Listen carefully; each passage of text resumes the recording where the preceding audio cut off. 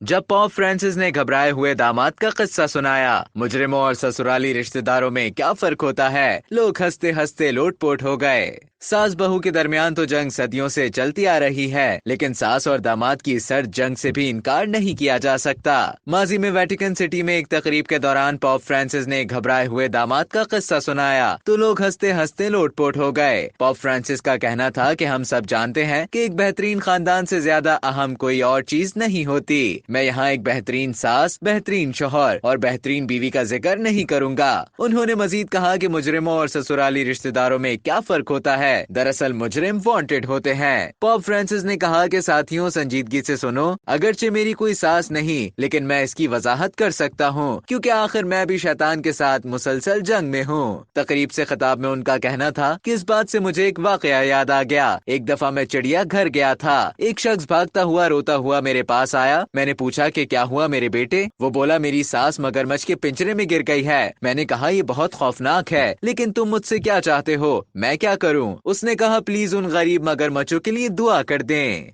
अब तक के लिए इतना ही। मजीद इसी तरह की दिलचस्प मालूमात हासिल करने के लिए डेली जंग के यूट्यूब चैनल को सब्सक्राइब करें और फेसबुक के पेज को लाइक करना ना भूलें।